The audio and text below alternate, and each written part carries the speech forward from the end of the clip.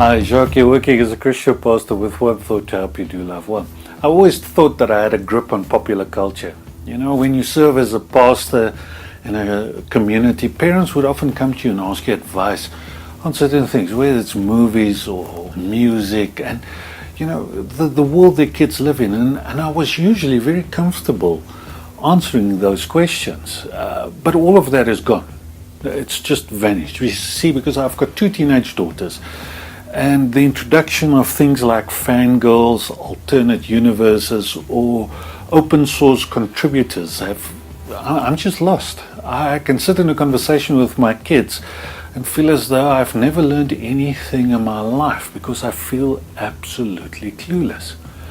Now, as I'm trying to catch up with their fast-moving, fast-shifting world, I do, however, notice a similarity between their world and my world. In both worlds, there's a need for heroes, a need for somebody to look up to.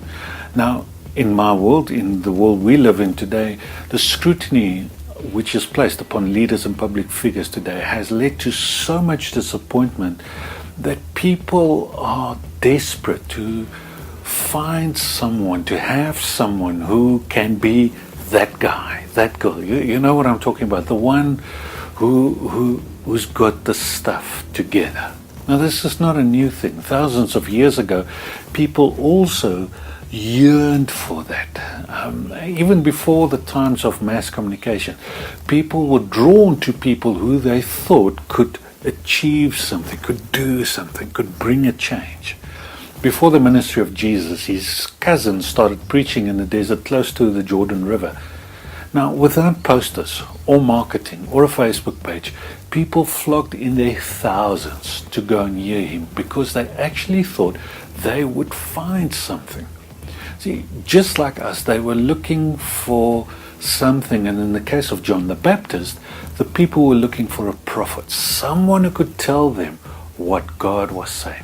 Now, this brings me to a bold question to you and me. Who do you admire? Who do you look up to? What is it that you look for in them? Is it character? Is it authority? Is it a specific skill? Is it hope? Is it fame? Is it the ability to fight for justice?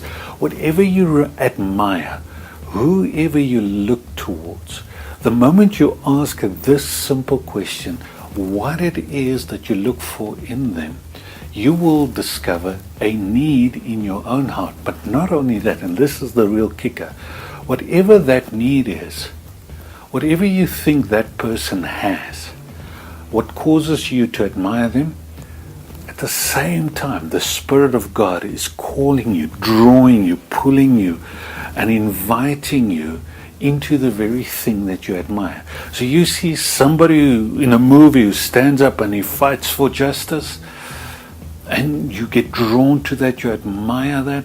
Guess what? It's the Spirit of God calling you into that. See somebody living with hope, or you know, somebody's always cheerful. Guess what? It's the Spirit of God calling you into that. So have a look at your heroes. What do they have? Whatever that is, God wants you to have that too.